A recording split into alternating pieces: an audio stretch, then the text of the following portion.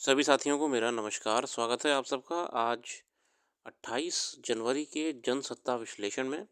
आइए शुरू करते हैं आज का जनसत्ता विश्लेषण। तो प्रथम पृष्ठ पे भारत और अमेरिका संबंधों को लेकर एक खबर है कि अमेरिकी राष्ट्रपति डोनाल्ड ट्रंप साहब ने बात करी हमारे प्रधानमंत्री नरेंद्र मोदी जी से और कई विषयों पे आने वाले समय में नीतियों को लेकर एक सकारात्मक दिशा दिखाई दे रही है। इसी के साथ वक्फ पर संयुक्त संसदीय समिति की बैठक में कुछ बढ़िया नहीं दिख रहा है और आज की 14 संशोधन मंजूर, विपक्ष को आपत्तियां खारिज। अब यहाँ पे एक इशू निकल के आ रहा है जो आपके एग्जामिनेशन पॉइंट ऑफ व्यू से भी ज़रूरी है कि जो जॉइंट पार्लियामेंट्री कमेटीज़ होती हैं, जो कमेटीज़ होती हैं, उनका एक इंडिपेंडेंट अप्रोच होना चाहिए फंक्शनिंग में। मगर वक्फ की जॉइंट पार्लियामेंट्री कमेटी की पूरी काम में कहीं पे भी रैशनैलिटी नहीं दिखी है और एक बायसनेस ही दिखा है। ऐसा मैं कई आर्टिकल्स में देख रहा हूँ।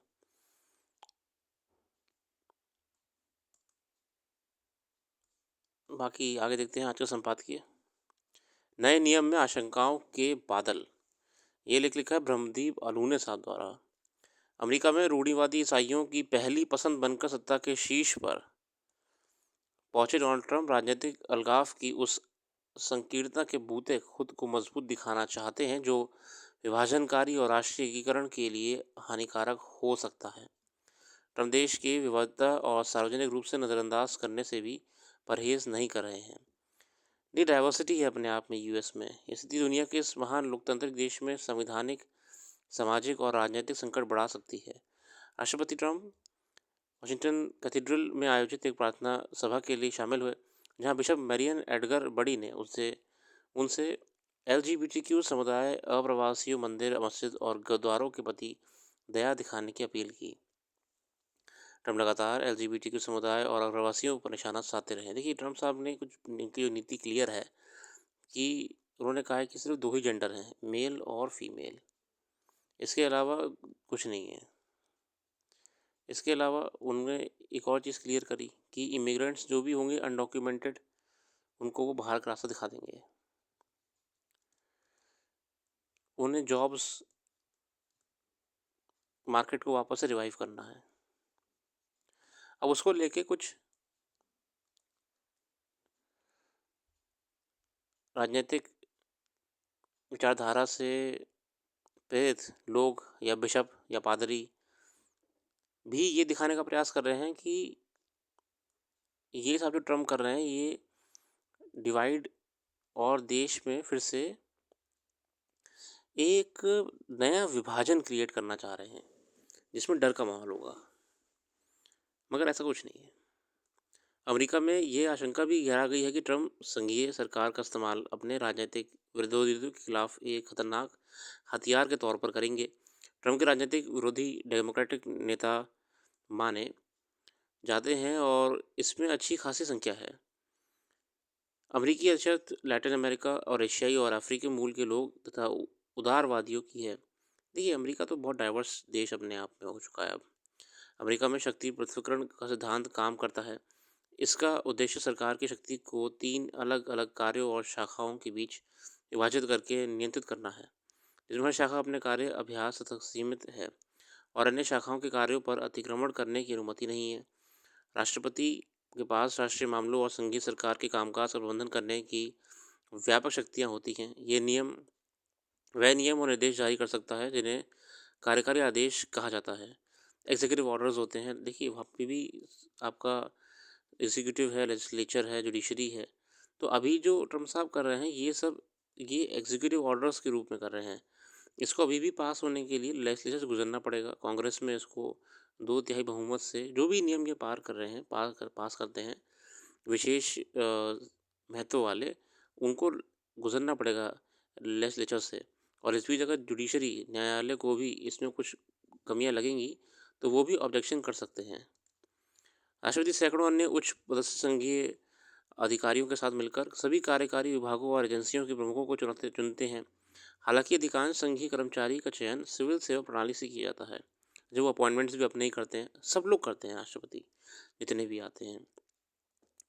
अमेरिका का संविधान कहता है कि राष्ट्रपति को इस बात का ध्यान रखना चाहिए कि कानूनों का ईमानदारी से क्रियान्वयन किया जाए, मगर ट्रम्प के लिए ईमानदारी का अर्थ अपने एजेंडा को आगे बढ़ाना है। राष्ट्रपति को महाभियोग का डर दिखाया जाता है, लेकिन इस मामले में भी ट्रम्प बेपरवाह नजर आते हैं। महाभियोग केवल आपराधिक व्यवहार तक सीमित नहीं है, बल्कि अनुचित रूप से कार्यालय की शक्तियों का अतिक्रमण या दुरुपयोग करना, कार्यालय के कार्य और उद्देश्य के साथ असंगत व्यवहार और अनुचित उद्देश्य या व्यक्तिगत लाभ के लिए कार्यालय का दुरुपयोग करना भी इसमें शामिल होगा।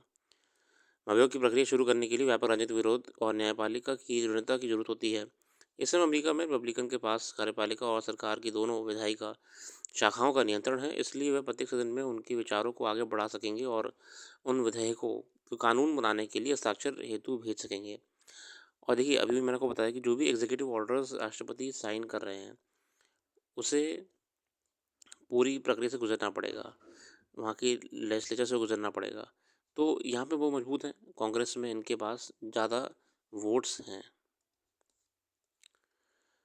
अमेरिका लोकतंत्र में निरंकुशता को के संकेत मिल रहे हैं और ट्रंप अपने स्थिति को और ज़्यादा मजबूत करना चाहते हैं।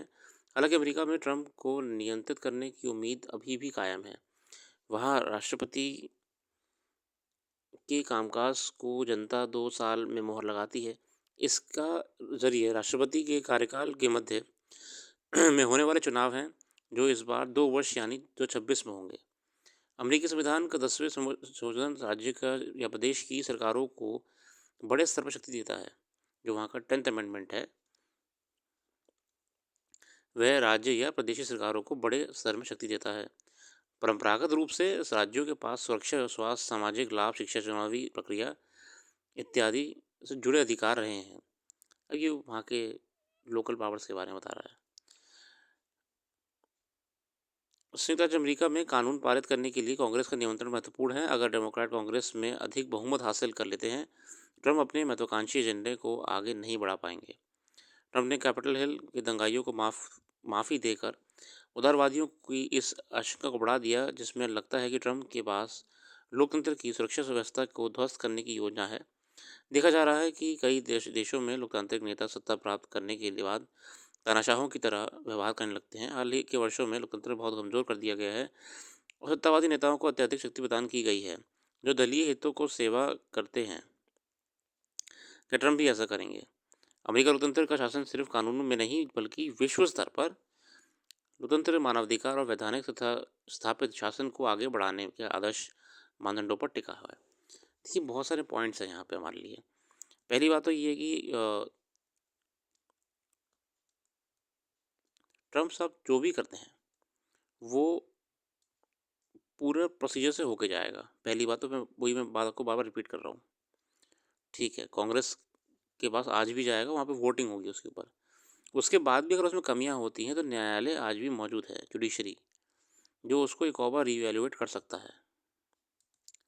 इसके अलावा भी हर किसी काम करने का तरीका अपना अलग होता है और इस समय पहले जो सरकारें थीं उनका तरीका अलग था, उनकी अपनी प्रक्रियाएं थीं, इनकी अलग है।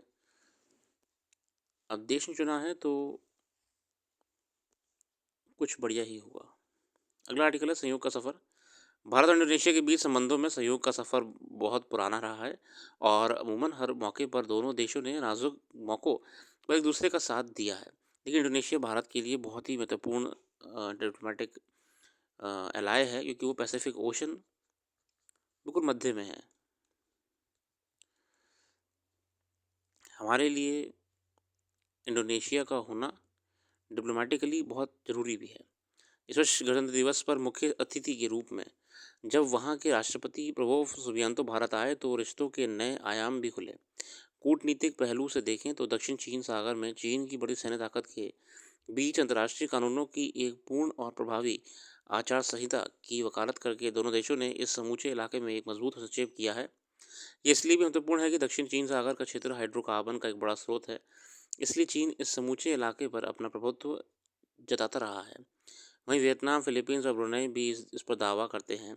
साथ ही भारत और इंडोनेशिया ने आपस में आतंकवाद विरोधी सहयोग बढ़ाने का संकल्प लिया और बिना किसी दोहरे मानदंड के इस वैश्विक खतरे से निपटने के लिए ठोस प्रयास करने का आह्वान किया है।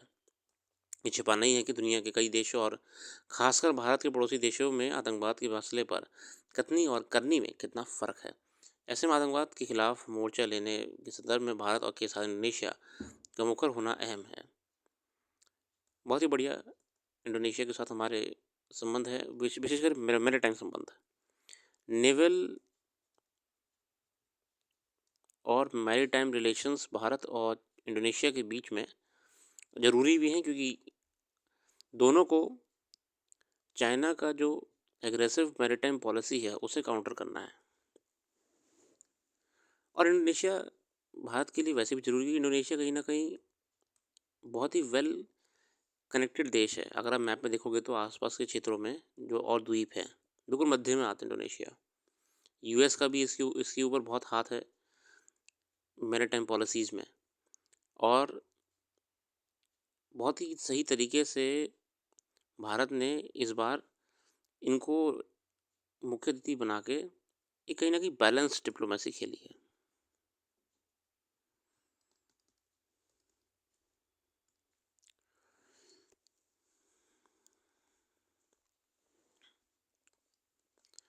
आगे देखते हैं और अंतर्राष्ट्रीय और आर्थिक जगत की खबरों में कुछ नया है।